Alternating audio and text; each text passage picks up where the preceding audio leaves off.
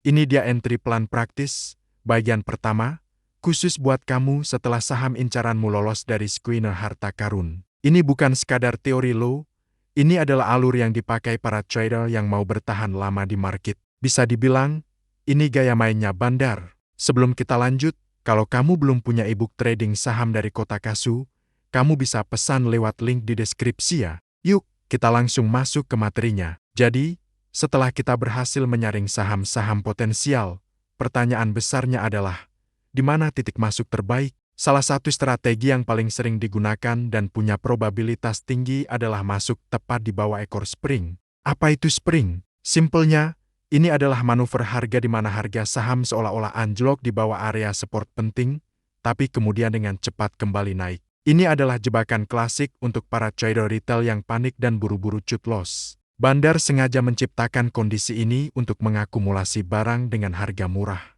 Nah, titik masuk kita adalah di area bawah ekor panjang dari candle spring itu. Kenapa di sana? Karena disitulah biasanya para retail yang terjebak sudah menyerah dan menjual saham mereka. Saat mereka keluar, likuiditas retail sudah diambil oleh para pemain besar. Artinya, tekanan jual dari retail sudah berkurang drastis, dan ini memberikan momentum yang kuat bagi harga untuk berbalik arah ke atas. Kita seolah-olah menumpang di gelombang yang diciptakan oleh Bandar. Mari kita bahas risikonya. Dengan strategi ini, risiko yang kita ambil biasanya berkisar antara 4–6%. Angka ini cukup terukur dan bisa kita kelola dengan baik. Kita bisa menempatkan stop loss tepat di bawah titik terendah dari ekor spring tersebut.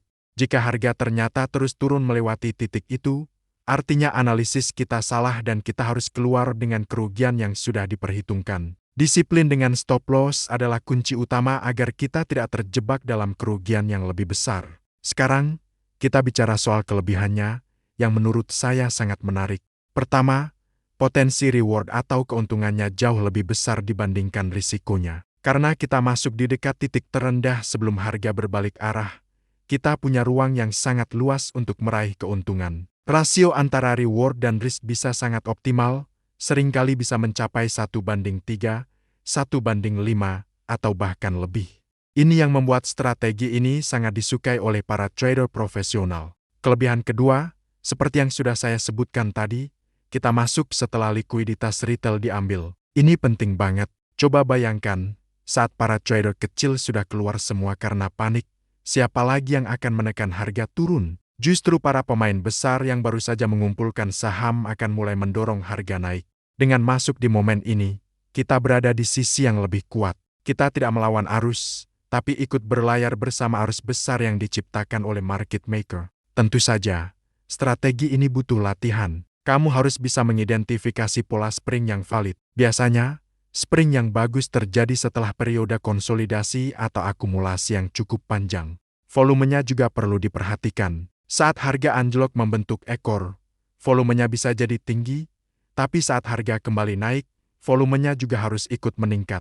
Ini menunjukkan adanya kekuatan beli yang serius. Coba deh, buka chart saham-saham yang pernah kamu tradingkan, dan cari pola spring ini. Latih matamu untuk mengenali setup ini.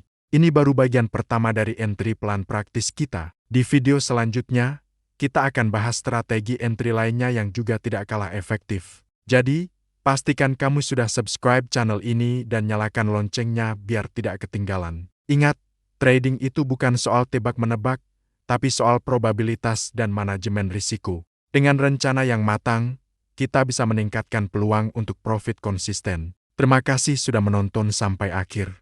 Kalau ada pertanyaan, jangan ragu tulis di kolom komentar ya. Saya akan coba jawab satu persatu. Jangan lupa like video ini jika kamu merasa bermanfaat dan bagikan ke teman-temanmu yang juga sedang belajar trading. Sampai jumpa di video berikutnya.